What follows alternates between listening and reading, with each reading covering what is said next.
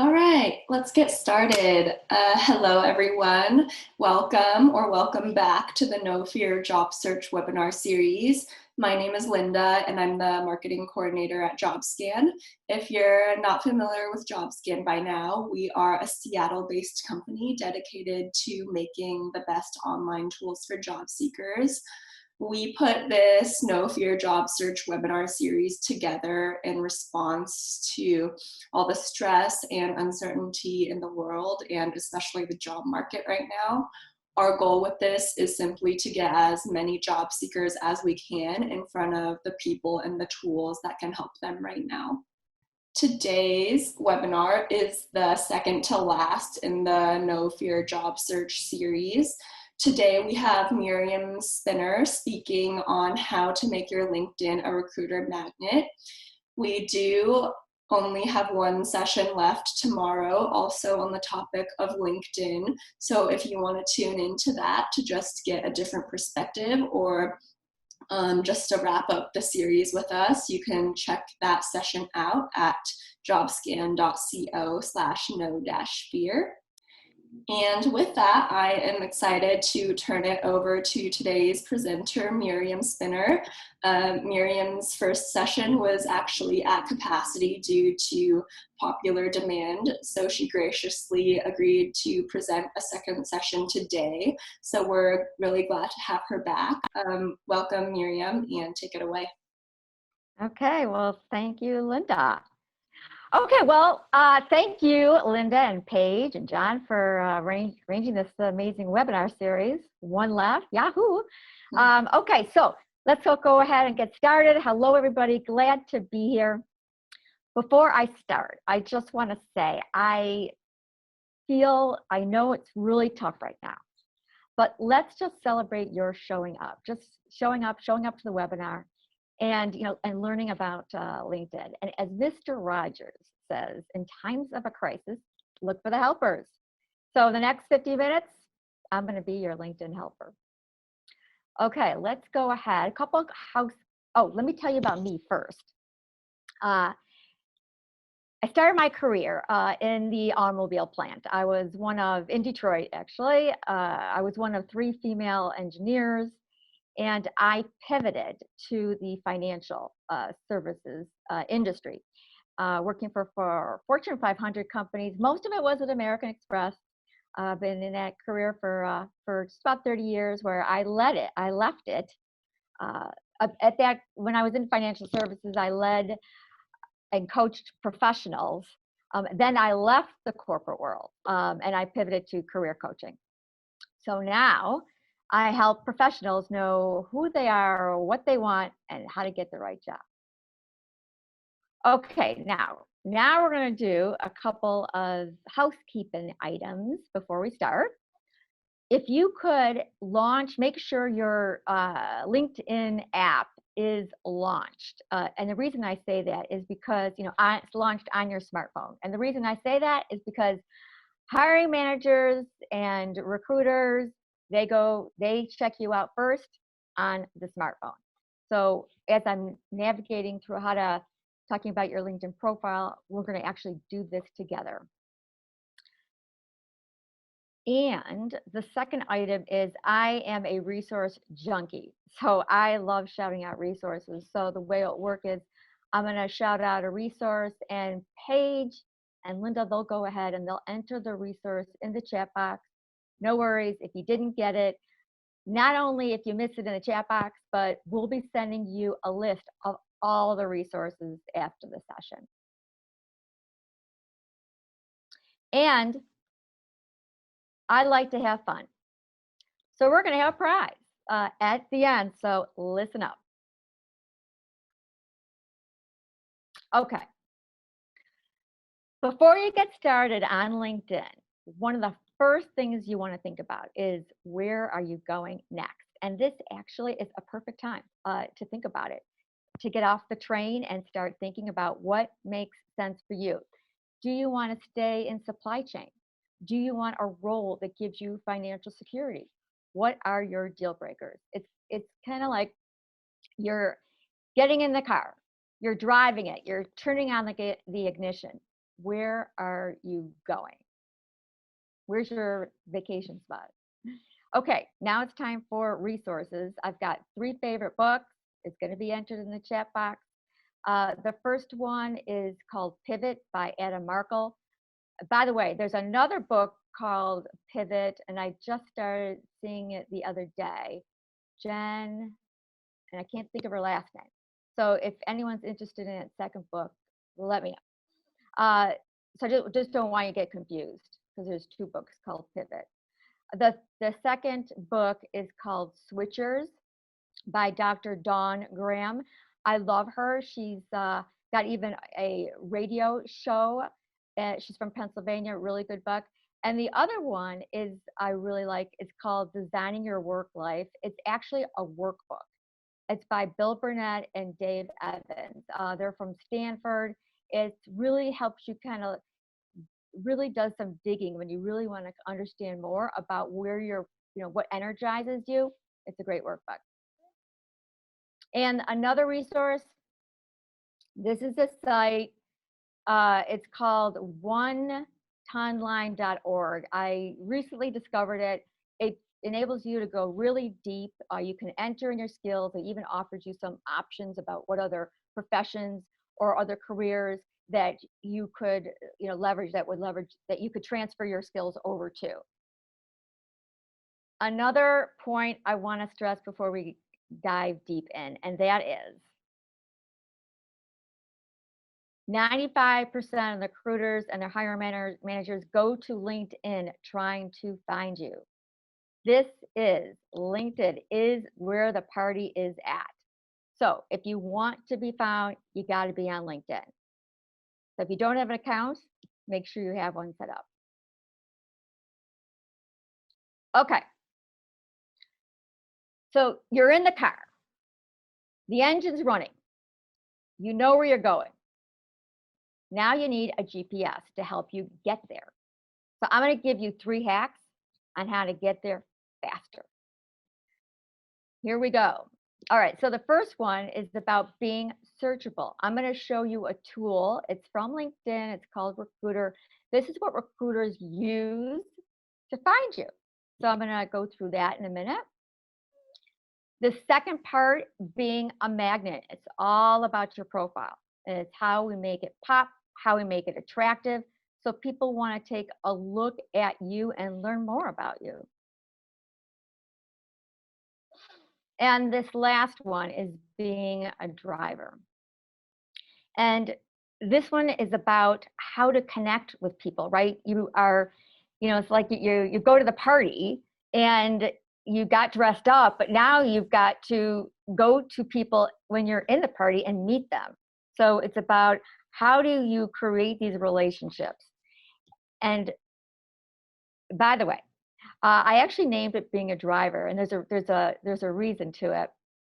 I had a client that he recently secured a senior leader role, and I asked him, I said, during our whole time together, give me one word that helped you secure this role. And the word he used was driver. He said he was committed and he was consistent in engaging with people. Okay, now we're going to talk about how recruiters find you. So these are the things that recruiters and our hiring managers look for. This is what they're looking for. So if you take a look on the left-hand side where it says sample search parameters, all that is keywords. And I know you talked about keywords during the resume webinars. Keywords is a big thing. It's a big thing here too. So you want to make sure that you know your keywords within the role and the profession that you want. So for example, project manager. So if I'm a project manager, some of my keywords may be program manager. Maybe it would be agile. Maybe it would be scrum master. Maybe it would be the industry that I'm shooting for. And in this particular example, you see that they entered even the city, and they said even and some skill sets. Okay, I want to shout out another resource. Oh, Jobscan. I think they've got really cool resources, and there's one that is about, it's titled Resume Words, And I checked it out. Some really, if you don't know what your good keywords for your profession, go ahead and check out that resource. You can also Google it, Google keywords to your profession. Okay, let's continue on. Okay, the next thing that you want to think about is, are you active on LinkedIn? So are you posting? Are you commenting? Are you sharing a post? Are you, it's kind of like, this is just like Facebook or Instagram. You want to get to the top. One thing about comments, by the way, is I love comments. You can even check out my profile right now. You see how I comment. In fact, I commented yesterday on one of the posts. And I add value. It's always a couple sentences. It's not just yes or no. Okay, let's look at another one. This one is about, is your button set on for opening to new opportunities? In a minute, I'm going to show you a visual of what that looks like. So you can check it out right now. It's on your dashboard. Here is something else to think about. Engage with your talent brand. That's all about, are you following the company that you're interested in? So if you want to work for American Express, they have a page on there. Go to that company page. If it's Honeywell, all the large companies, even the smaller companies, they all have pages. One of the questions, oh, by the way, when you go to that page, check it out, learn about it, check out their videos, and comment. And that's how you're going to set yourself apart, because nobody comments. A question I'm often asked is, how often should you comment on a company's page? And what the key here is, it's not about the frequency. I know on LinkedIn, everyone talks about the frequency. It's not. It's about the consistency. That's what matters most. Be consistent and add value. And by the way, it doesn't take long. It takes, what, a minute out of your week. And you're putting your name out in front of the decision makers. All right, let's go to the next one. Okay. This one is about your being an all-star. What I'd like you to do right now is, on your smartphone, go ahead. It's kind of hard to see. There's a visual here right now. You want to have an all-star rating. And the reason, and by the way, LinkedIn gives you a rating. So you may see beginner, you may see intermediate. You want all-star because that's what's going to help you with your SEO. That's just, LinkedIn likes it. They want you to fill out your profile. And just to give you an example, by the way, I had a client the other day. He didn't have an all-star rating, but it's really easy. All you had to do is, they tell you. You just click on these bars, and they tell you what you're missing. The client I had, he didn't have his present role filled out. So for those of you that are laid off, for that present role, what you could do is a couple options. One, you could put in, if you have a temporary role like he did, he was working for a retail organization, you can go ahead and put that in. Another option for you is, you could say poised for a role in, looking for, that's fine. Another option is, if you're volunteering, you could put down the organization that you're volunteering for, and I would even showcase those skill sets that you are actually doing in that volunteer role, especially if it aligns with the role that you're targeting. Another one that I've seen is, I see a lot is consultant. I'm okay with consultant, but just go ahead and make sure you are a consultant and you're advising. Okay. I'm going to move on to the next one. Okay. So now that this second one is about being a magnet, it's about, how do you make your profile pop and be attractive? So there's 3 steps to it. The first step is the setup. The setup is all about the homework. Instead of just going right in, sometimes I see my clients, if you go right in, you start just putting information in, it's inefficient. So I'm going to talk a little more about doing your homework and doing your prep work in a minute. The second one is about stopping the scroll. This is about your actual profile itself and what to concentrate on. And then the third one is about sharing. Sharing of mind is about, when you meet people, you go to the party, everyone leaves the party or the conference event, pre-COVID that is, and you want them to remember you. So how do you do that? There's ways I'm going to talk to you about how do you make sure that these 1 or 2 people that maybe are your future leaders or your hiring managers still think about you. Okay. All right. So now I'm going to talk about setup, about your homework. What I'd like you to do is go to your settings, and then there's a tab called privacy. So take a look. There's just a lot of items under privacy. I actually have a data privacy background, so I'm like mucho sensitive to this. So look at all of it. But today I want to focus in on one particular item, which is titled Manage Your Data and Activity. Go ahead, and when you see that, what I'd like you to do is click on it. This is the companies that LinkedIn is sharing your data with. So in this particular example, this is mine. When I click this, there is actually more on here. This one says, manage the data permissions that LinkedIn, managing those positions, LinkedIn is sharing your data, companies that LinkedIn is sharing your data with. So for example, if this one, you see where it says, and it's in small writing here, where it says Photofeeler. So I didn't know this, but my data is being shared with Photofeeler. And by the way, since I'm talking about Photofeeler, this is another resource for you. What Photofeeler is they actually you can upload your headshot from your LinkedIn profile, and they'll actually tell you, they'll give you feedback on the headshot. They'll say, and people vote, so they'll say, your headshot looks very professional, or you look very confident, or you look very arrogant. So that's another one I wanted to shout out that we'll put in the chat box. So yeah, and anyway, the way that if you don't want to share your data, click manage, and then you can turn it off. Okay, let's go on to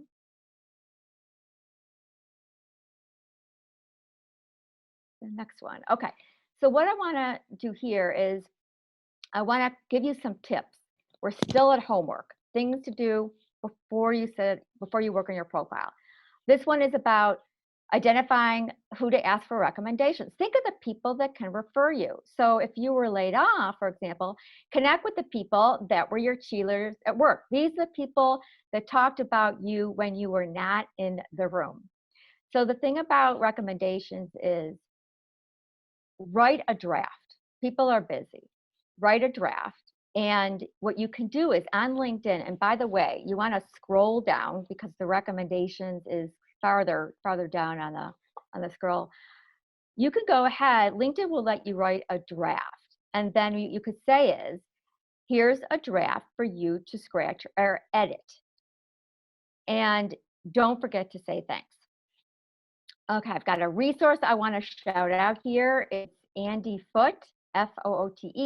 He is from the UK. I love him. He's got tons of information on his website that Paige and Linda will let you know about. I've got it on my resource list. And he actually gives examples of recommendations and how to write some cool. You can even look at my profile. I've got some really cool recommendations that people wrote. Okay, next one. Gather media in the features section. Now, this is a new feature from LinkedIn, and people don't use it. So if you want to set yourself apart, use it. This is all about, you can upload something that you wrote, maybe something that's not, you don't want to share any company secrets. So it's got to be, make sure it's something that you think it's okay to share with the public. But it's about having an opportunity to showcase your stuff. So think about what media you'd like to gather for that. That's time in writing your summary. So sit down, find a quiet place, look at other LinkedIn profiles, summaries that you think that engage the reader, and spend some time writing it.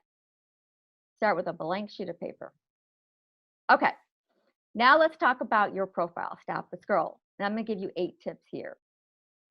Okay, so what we want, there's 3 areas. One is your background. I call it the prime real estate areas. The background image is the first one. That's where you want to go ahead and make sure the default is blue.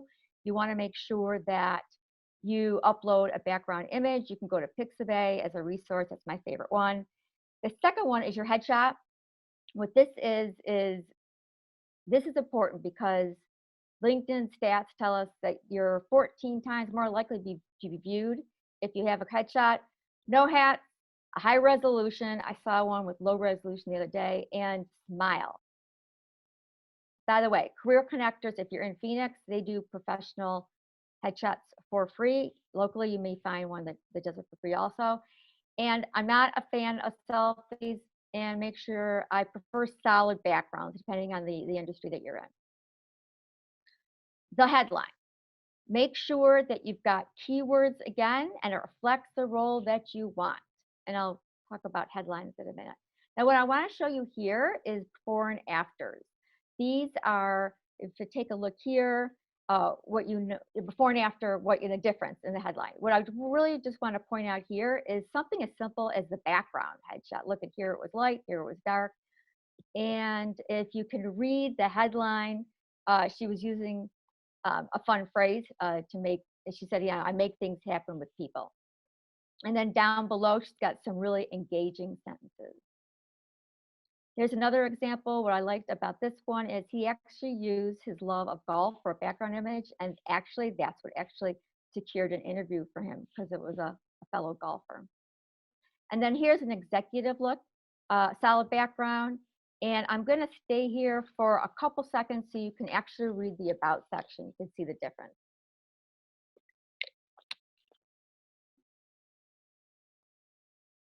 Okay, let's move on.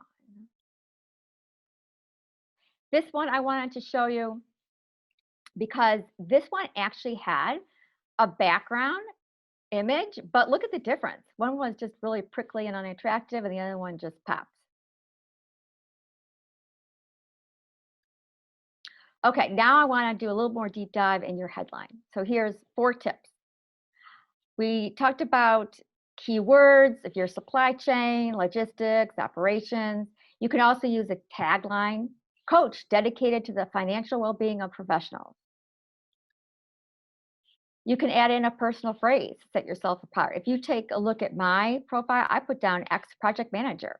The one that you just saw, he said Marvel movie enthusiast. If I was looking for a job right now, I'd probably say chocolate lab dog lover. The other tip is avoid generic words. It avoid saying detail-oriented or proven or passionate or motivated.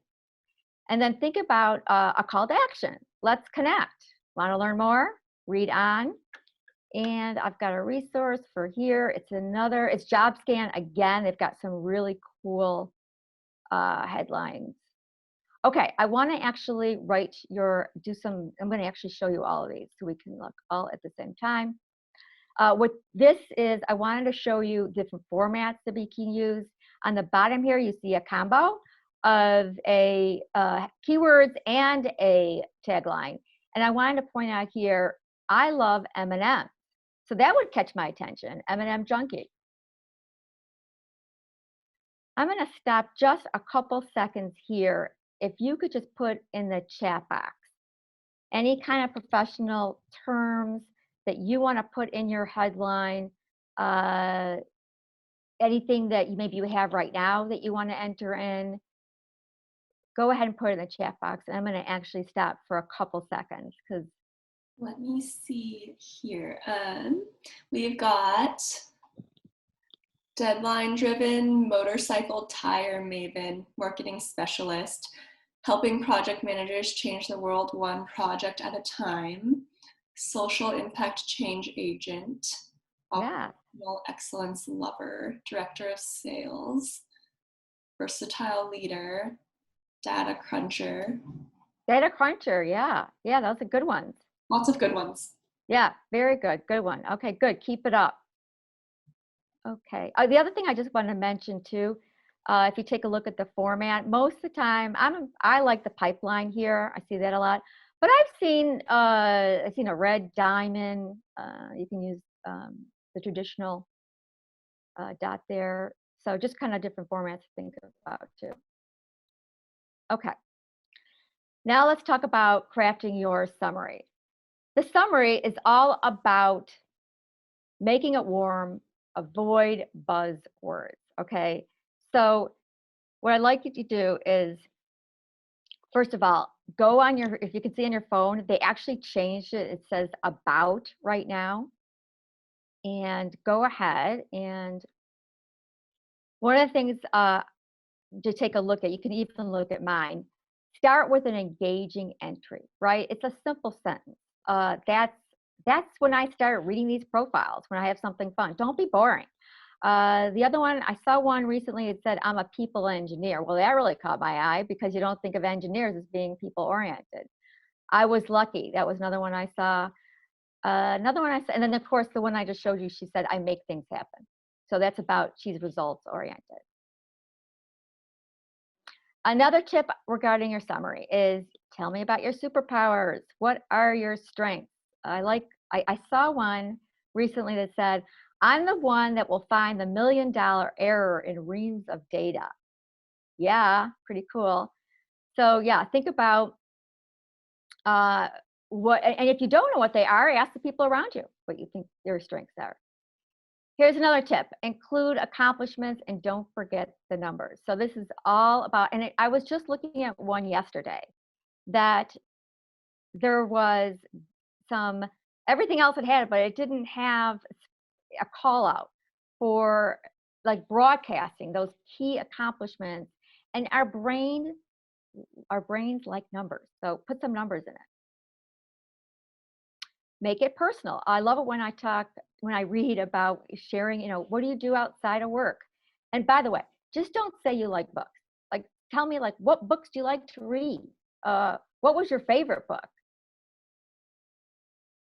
And something else to think about is, I like headers.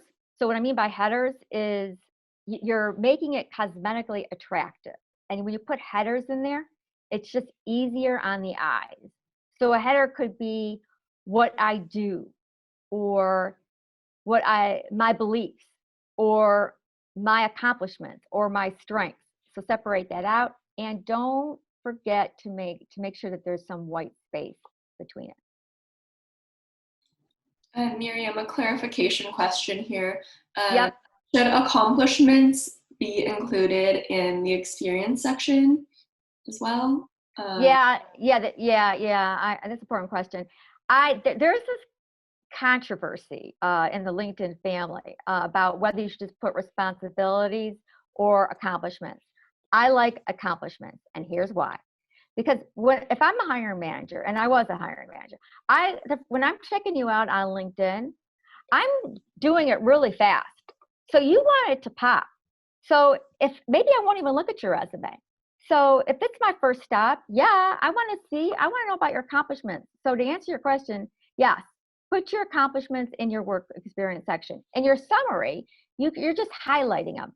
You can like aggregate it, right? So if you did some cost reductions, 50,000 one year, say, and 20,000 another year, you're aggregating it and saying that you did 70,000, in your summary. And then you could talk about the 50,000 and 20,000 in your work experience section. Does that make sense, Linda? Did I get that? Hopefully that's clear. Thank you. Okay. Okay. Here, I wanted to give you some examples of some engaging entries. I love engaging entries. And I have to tell you, most profiles have the most boring blah, blah, blah, blah, blah. So you can just set yourself apart by having an engaging entry. And I really just go ahead and read these. I really like the one where it says, looking for a creative engineer.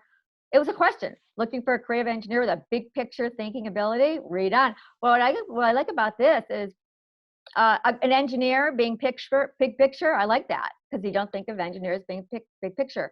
By the way, this one that I picked out, the first one, He actually is a lawyer, and he talks about how he started his career in the kitchen consulting, giving legal advice. So that was a good one too. Another one I saw recently, he said, being a night owl, my best work is done in the evening. And I like that one because it talks about he needs the flexibility, and especially during COVID, that's relevant to say that. Okay. All right, moving on. Other profile tips.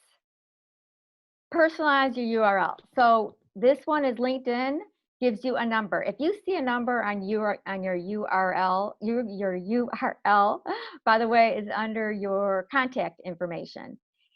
Oh, and by the way, another hack, the contact information, to edit it, you have to go to your desktop. So if you see numbers, go ahead and change it. Upload images and documents. I talked about this before. Since I'm saying it again, it must be important. Make sure you do it. I saw some really cool ones yesterday where he had a video of himself. So you can kind of learn more about him and what he said. And anyway, so just be creative here. The next tip about including volunteer activities, that says a lot about you, right? If you're volunteering and you're giving back, you'll be a great team player and you'll collaborate. So go ahead and tell the reader about that. And then leveraging the project section to differentiate you. So if you're a seasoned job seeker and you've got some relevant experience that happened a long time ago, this is a perfect place to do it. In fact, I did it myself, so you can check it out. You got to scroll down after accomplishments to see where it's at. Okay, so what I wanted to say about this section about your profile is differentiate yourself. What's your point of view? What's your experience? Who are your thought leaders? And actually, this is a good time, Paige and Linda, to enter in the thought leaders, because I've got my thought leaders I'm going to share with you. Okay, so let's talk about share of mind. What this section is about is, your profile's done.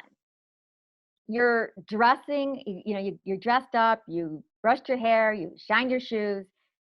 Now you got to go to the party, the video party. And now what you got to do is you got to connect with people. I'm going to talk a little bit more about that, but this is about doing connection requests, inviting people to connect. Write some articles. What I love about LinkedIn is they have a great blog. It's got amazing CEO. So if you write an article on LinkedIn and if people Google your topic, it's going to be right up there. Post and comment. Your posts demonstrate your thought leadership. People just don't do this enough. And comment. Comments are amazing. You can add, people notice you more when you comment, and you add your point of view on it. You talk about it's people learn more about you on a wider scale when you comment. Groups, participate in groups. I'm not a fan of groups on LinkedIn. They're still working on it, but what you could do is, and I still recommend certain groups, but the piece about the groups is just make sure it's real niche-y. So for example, if a sales group that focuses on healthcare and information technology, right? So just make sure it's got a niche-y group.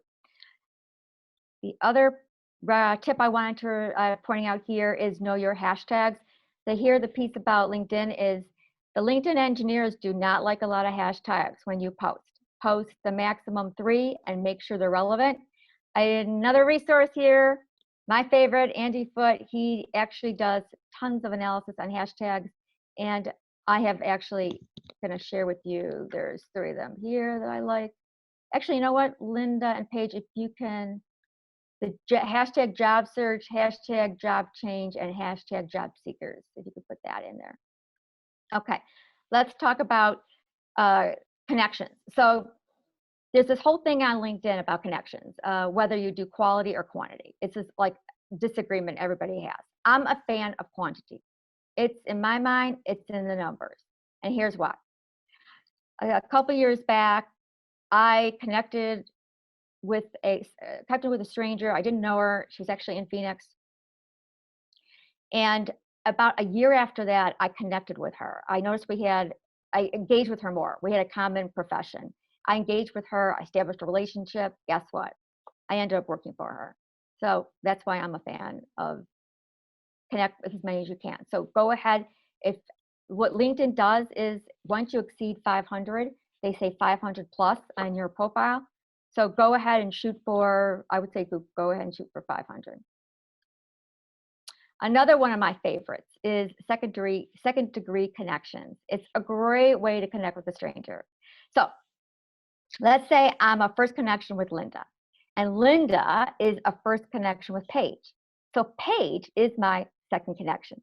What I love about that is if Paige is a hiring manager and I want to work for Paige, I'm going to talk about Linda.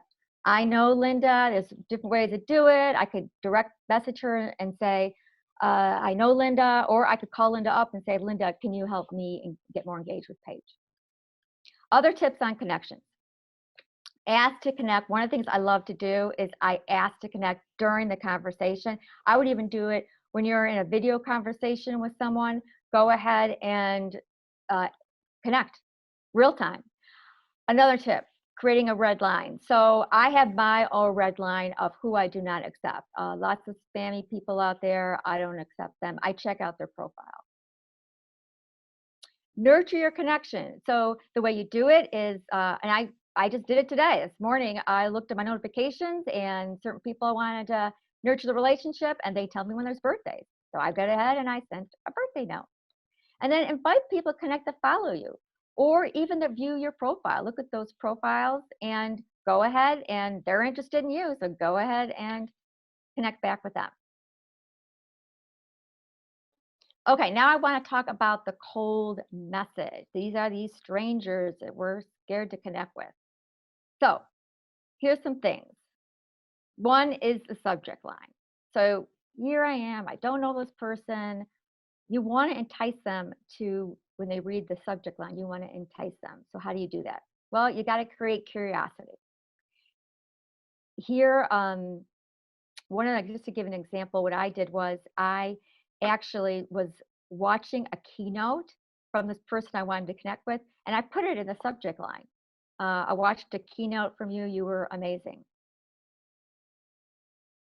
Also talk about how you know the stranger, how you met them. I met you watching your keynote or listening to your podcast. What interests you about the company? I love your products. I love Nike. I only buy Nike gym shoes.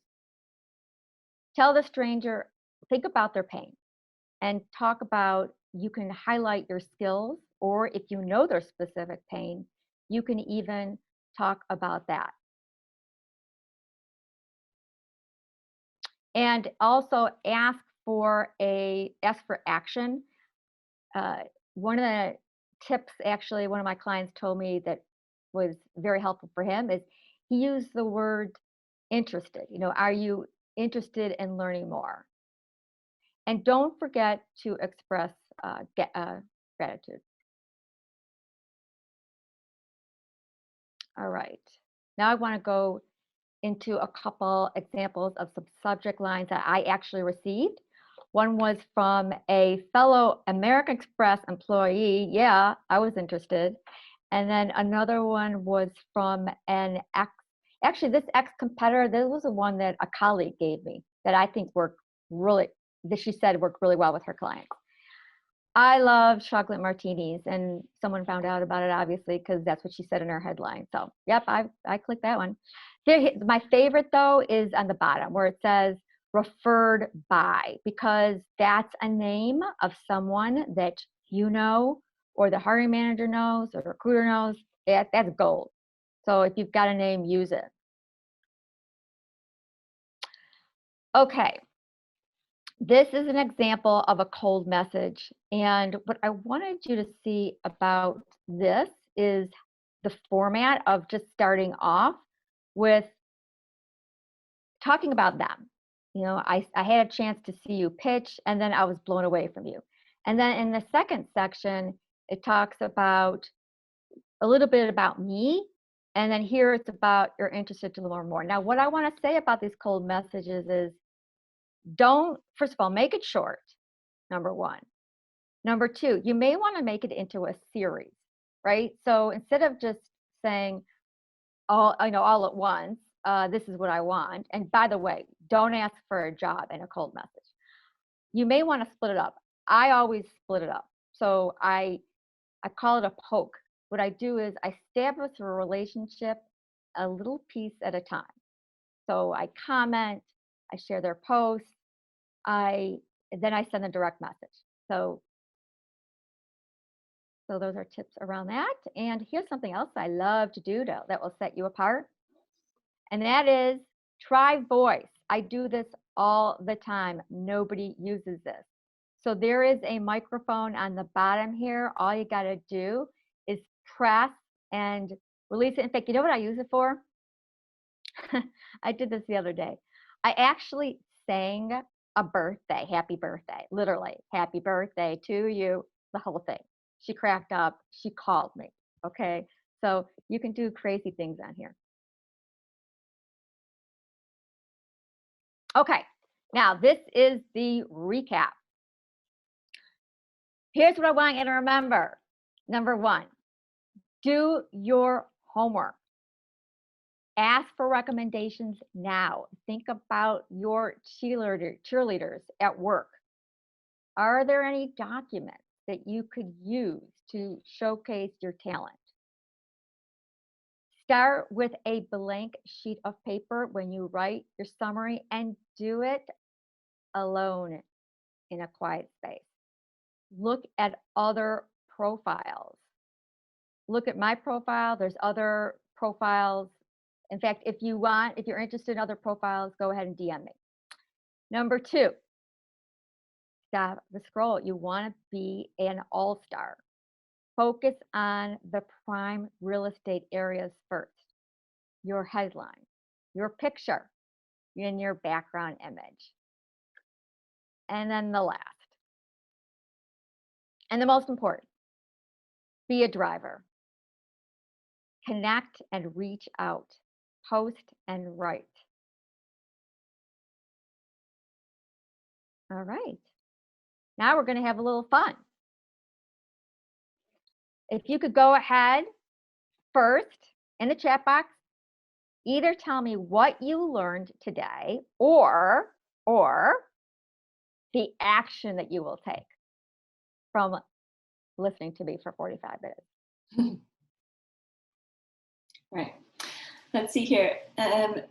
Be a driver. Ask for recommendations. Work on my rating. Update my profile. Get a new photo.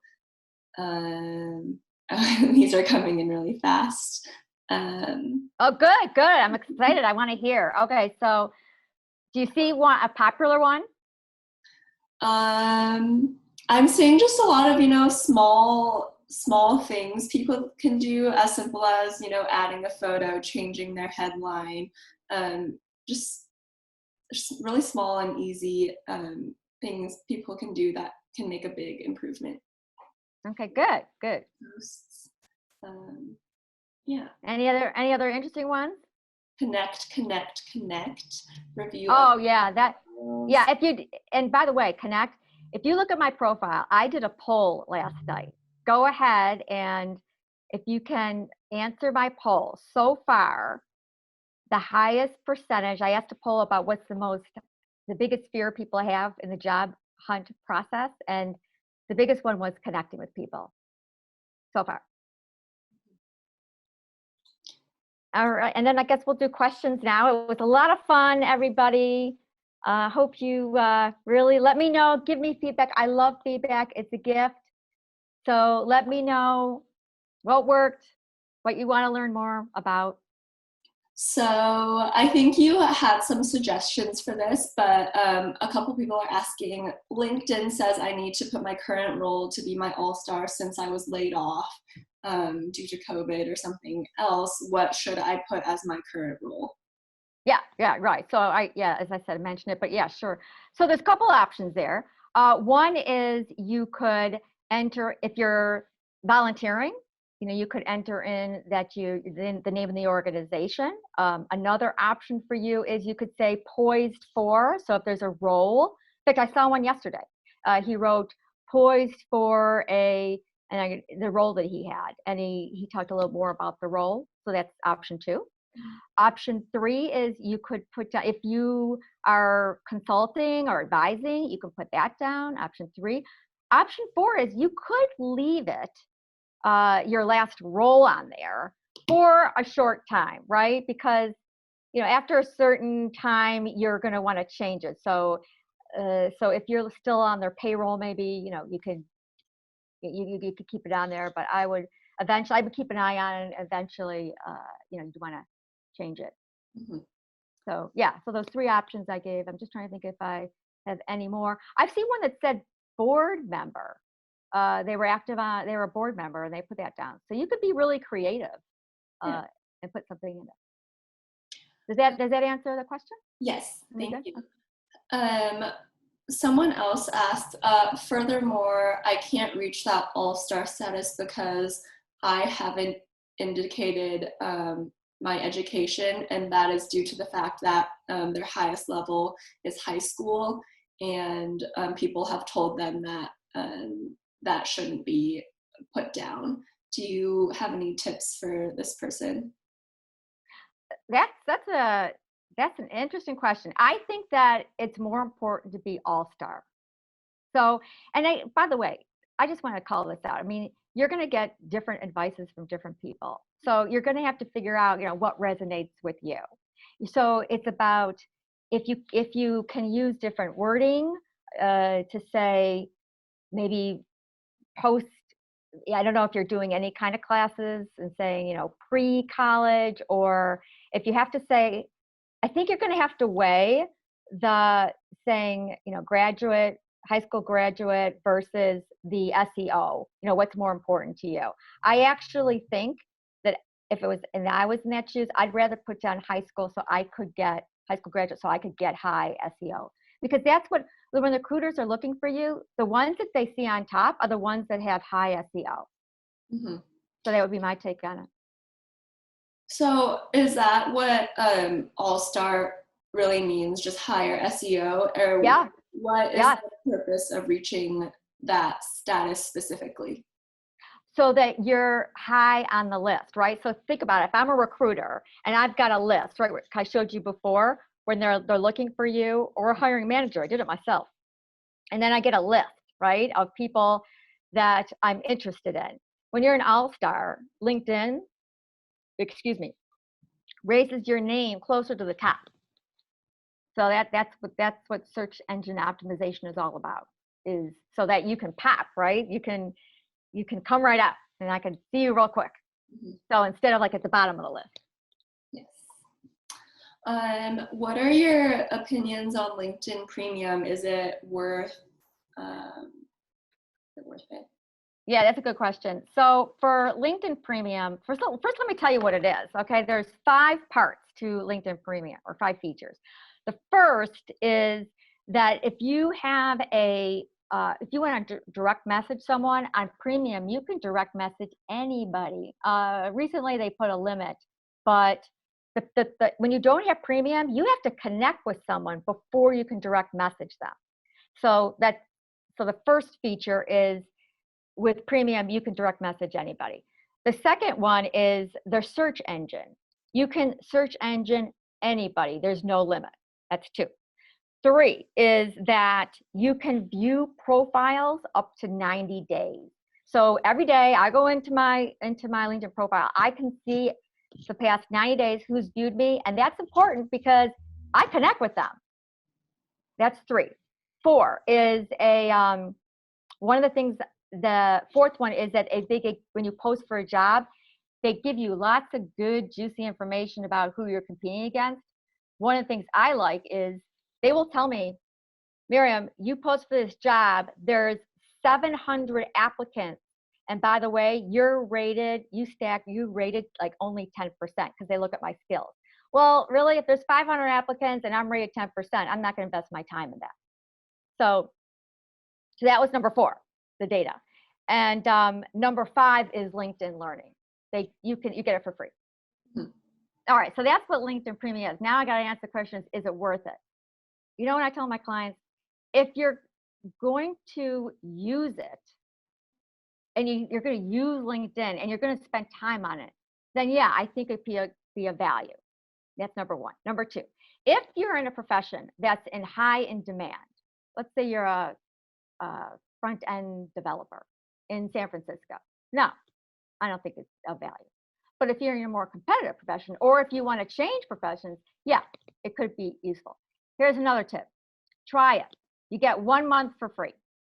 So try it. You may like it. Another tip. If you're a vet, you get it all for free.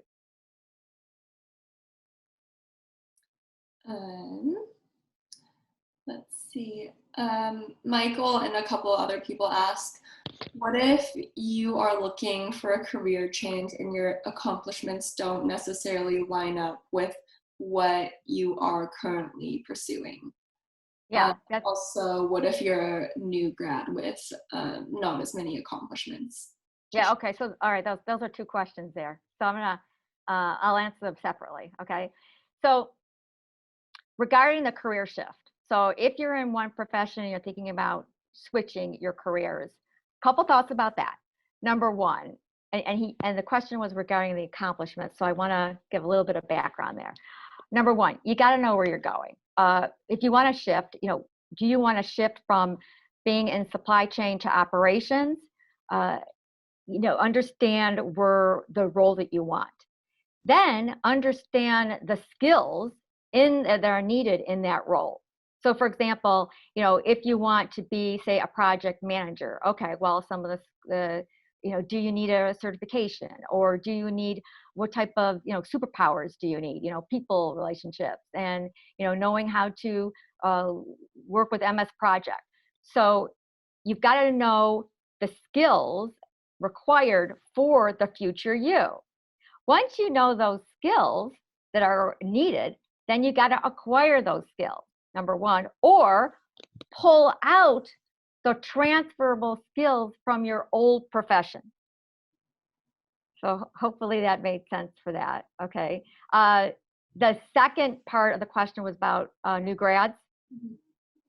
So here's my take with new grads. In fact, I just asked for feedback a couple days ago. I had a new grad. I asked her what helped her get her job. Number 1 is your alumni network. I would take advantage of it. And I'm going to give you an example of a really good alumni network that I'm involved in here in Phoenix. I graduated from Michigan State University, and they've got a really good alumni network here in Phoenix. So find your alumni, the people that graduated even many years after you.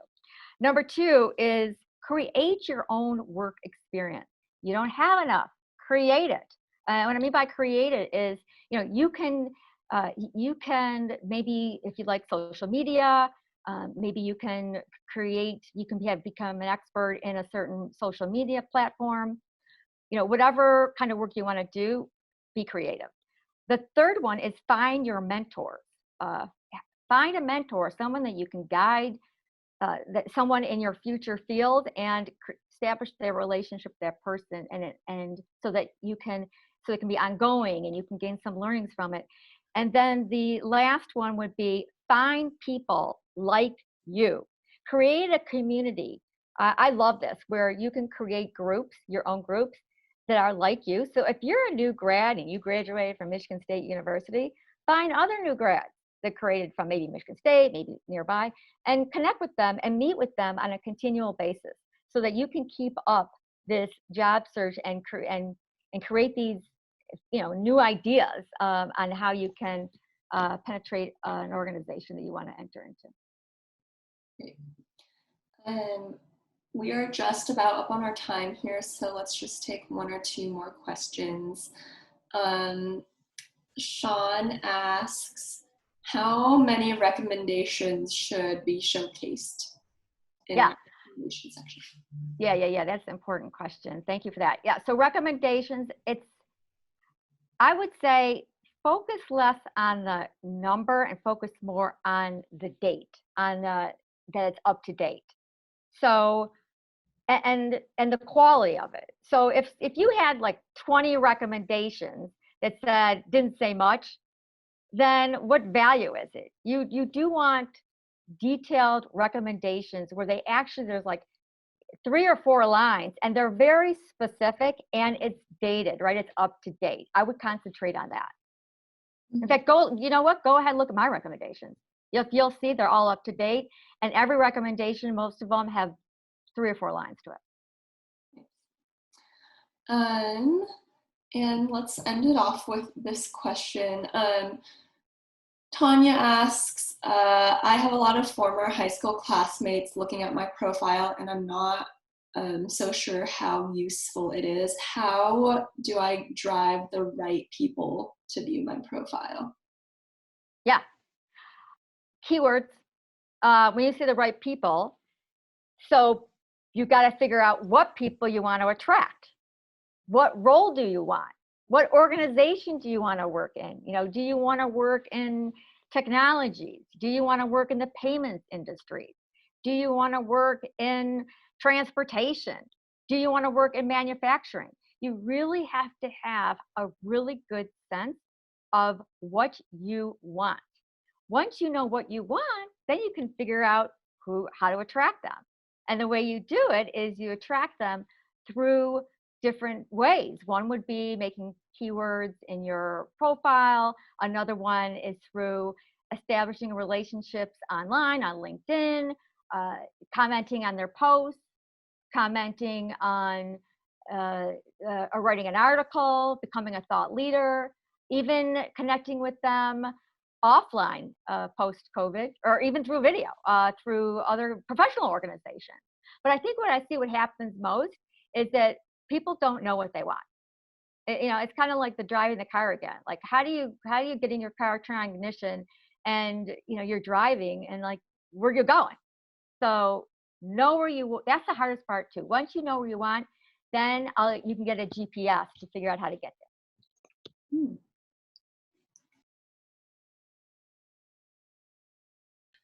A lot of people are asking if you think LinkedIn Premium is worth it. That's a great question. Okay, so let me talk. So how much time do we have? Do we have a minute? Okay, because I'm going to talk about LinkedIn Premium. It's going to take me a minute to answer the question. Okay, first I want to talk about the 5 features of LinkedIn Premium. So you get to know what it offers, right? Or what the difference is. So first is you can email anybody if you've got premium. So right now the way it works is you have to be connected with someone, a first connection, in order to direct message them. There is a hack though. If you are part of a group, so let's do the project manager group, and I'm part of it, and you are not connected to me, if you're part of a group, you can. Okay, just want to make sure you understood that. But getting back to the premium, so one of the first advantages, you can email anybody. They give a cap on it, but you have more flexibility with messaging. The people that you're not connected with, okay? That's number 1. Number 2 is you can search. There's no limit on the search. So on basic, they'll cap you. They'll let you know, like, you can't search anymore. But with premium, you can search anybody. The third, when LinkedIn tells you who viewed you, when you have premium, they're going to tell you who viewed you for the last 90 days. So you get a lot of views of people that are checking you out. The fourth one is they give you a lot of information. When you post for a job, they tell you lots of information about it. They'll tell you whether how many people applied for that job and how you rank. So for example, let's say I applied for a job and I saw there was like 500 applicants and I ranked 10%. Well, why should I invest my time in that one, right? Because I got a low ranking and tons of people apply. So they give you, so that's additional data when you post for jobs. That's important too. And then the last one is LinkedIn Learning. You get that for free. So that's pretty cool. Okay, so I have to tell you about LinkedIn Premium. Now the question is, should you purchase it? I think it's $30 a month. The answer is it depends. So if you are in a competitive, competitive profession where there's going to be lots of applicants, then I'd say yes, go ahead. And by the way, you get 1 month for free. So I would say, if you're in a competitive profession, or maybe you want to cross over to a new profession, then I would say yes, go ahead and try it out for the month and see if it's. And here's the other piece I wanted to recommend too. You got to use it, right? If you're the kind that's not going to spend a lot of time on LinkedIn and you're not going to use the tools, you just wasted your money. So if you're going to spend your time, you're going to be committed, you're going to be consistent, you're going to comment, you're going to post. Yes. If you are in a profession that's not very competitive, let's say you're an engineer, a front-end developer, and you live in San Francisco. No, I would say you don't. It's not of value to you. Did that answer people's questions? Was I clear? Yes, absolutely. Let's see. Regarding keywords, if someone is applying for multiple different positions at multiple different companies, how should they use keywords in the headline and throughout their profile if all of the positions are slightly different? Yeah, that's a great question. There's only one profile. There's only one you and one profile. So I actually recommend that you find your lane. Find your lane, that when I mean find your profession, and you can sprinkle it with other areas. If you want, you can sprinkle it with other areas to set yourself apart.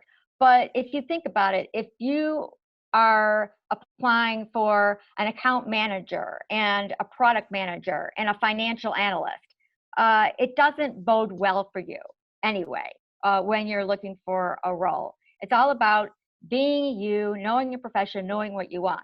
Because when you go to the interview, it's all about, they're going to ask you, they're going to feel that energy in you. This is who I want. It's kind of like Madeline Mann calls it hitchhiking, actually.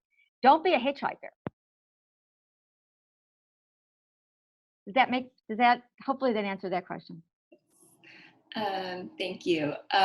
And regarding recommendations, Dawn and Emily ask, how current do the recommendations need to be? Is it okay if they're a couple of years old? Yeah, that's a great question. I recommend they be recent. Yeah, I would definitely. People look at dates. There's dates on there. So if you have old recommendations, go out and get some new ones. And someone here asks, is it okay to say that you're looking for a job in the headline, or is that a no-no? Yeah, I see that all the time, looking for new opportunities. I'm not a fan. Yeah. There's a psychological component of it, right? It's that kind of like that desperate thing. I think it's more attractive if you don't put that down. Mm-hmm. Yeah. Let's see. Anna asks, we adapt our resumes to the positions we are applying to, so how static should the LinkedIn profile be? Yeah, that's a good question. LinkedIn profile is different. I would say, less static. You can sprinkle, so if you've got 2 different resumes, you can sprinkle the keywords from your second resume, you can sprinkle it, throughout your profile and your work experience. But no, less static. Yeah, it's all about, what do you want, right? Don't be a hitchhiker. What do you want? What role are you targeting? What are your superpowers? Why do you want this role? So I saw even a LinkedIn yesterday, and in the headlines, and it said product manager, project manager, financial manager, and HR manager. Like, really? Sure. Oh God. Okay. All right. A couple questions regarding the summary. What's your opinion on using first person versus third person in the summary? Is it okay to use Yeah. those statements? Yeah, that's great question. I like using I. It's warm. Yeah, first person. It's I do this, it's me. Yeah, it's less formal. Mhm. And is it more important to include keywords in your headline or summary, or both? Which I one? would do both. Yeah, you can do both. It'll just, now, by the way, the LinkedIn engineers don't like do it too much, right? LinkedIn engineers don't like that. But you can sprinkle it with both. Yeah, absolutely. I'd recommend that. Um, Saba asks if the job title we are looking for is different from our last job title, which one should be mentioned in the headline? So maybe if they're doing a career change. Oh, well, it's the one you want. Yes. So yeah, no, definitely. It's you put the keywords are reflecting the role that you're looking for. Hopefully I answered that question. Yes. Let's see here. Someone asks, what if I'm looking for jobs in a different location than where I live? Put the location in which you want to work. Someone asks, how robust is the LinkedIn searching? Is it very specific, or can it use wildcards? So, for example, does it treat program manager the same as IT program manager? IT, so you got IT program manager. Oh, as far as like the algorithm? Yeah, and recruiters searching. Oh, I see. That's a good question. There, I've seen both. But I like niche. So if you're an IT program manager, then use IT program manager. I think the niche, the better. So, right, because it's all about setting yourself apart, and especially during this environment that we're in now. You want to set yourself apart as much as you can and be niche as much as you can. And Lee asks regarding the activity score, is there a way for us to see what our activity score looks like to the recruiters, or is that just something they have to work on? Oh, you're talking about like the product, the recruiter product? Yes. No, they don't, yeah. They want to know if they can see that score or ask the recruiters. Oh, you could, well, you could try and ask the recruiter what the score is, but I don't, you know what? You could go, there's a feature on LinkedIn. Okay, check this out. Social selling index, socialsellingindex.com. It gives you a score, and it tells you, and that score is based on your posting, your commenting, your profile. It takes it all together. So that would be something that would be really helpful to let you know how you're doing with your activity. I don't know if John can put that in there. Yes, I saw that he just did. Thanks, John. Okay. Yeah, and go ahead. If you can you can message me if something's wrong with the link. I'm pretty sure that's what it is, but go ahead, connect with me. I'm happy to give it to you. And let's take one or two last questions here and wrap up. Norton asks, do you think that there's a good balance for remaining active on LinkedIn without being too annoying or potentially losing connections? Okay, but by not being too, you're talking about like when you're connecting with someone, not being too annoying, right? Or when you're engaging, commenting. Oh yeah. Oh, that's a great question. Oh yeah, it is a balance, right, between too intrusive and establishing a relationship. So that's a great question. I would say pick your first of all, pick the people that you want to establish a relationship with. I do it. I'll give you an example. Dory Clark. I love her. So I don't want to be too intrusive. So I don't want to do it like every day. But when she posts something, I comment. In fact, I did it yesterday. She posted something, and I commented, and it resonated with me, and I had some responses to that. Maybe a week later, it's kind of like on my radar, and I always comment on her post. So I would say you're going to just have to learn how to balance it, right? Between not being too intrusive. But I think consistency, and something else is to remember, people are really busy. They may not respond right away. So you may have to wait a week or two and follow up again. So everyone, we are unfortunately up on our time here. Thank you everyone for joining us, and thanks again, Miriam, for coming back and sharing your insights again. I think we all got a lot out of your presentation, and hopefully everyone feels a little less anxiety around navigating their LinkedIn profiles now. Maybe I'll see some of you tomorrow as we wrap up our No Fear series. But other than that, best of luck to all of you in your job searches and navigating these difficult times. Thanks, Miriam. Thank you. It was fun. Yeah. Bye. Bye. Online listings make applying for jobs easier than ever. So why aren't you getting a response from employers? Easy applications means more applicants, which means more competition. Leading companies use automated software tools called Applicant Tracking Systems, or ATS, that weed out many resumes before they even reach a real person. So how do you cut through the noise? With Jobscan. Jobscan uses artificial intelligence to get your resume past the filters. We've reverse engineered their systems to create an intelligent tool that provides proprietary insights to optimize your resume at a much deeper level, so you can tailor your resume for each job based on precise keywords and skills most valued by the company. Jobscan can even optimize your LinkedIn profile so company recruiters find you before you even know they're looking for your skill set. Let Jobscan maximize your chances with every application. Register for your free account and run your first scan today.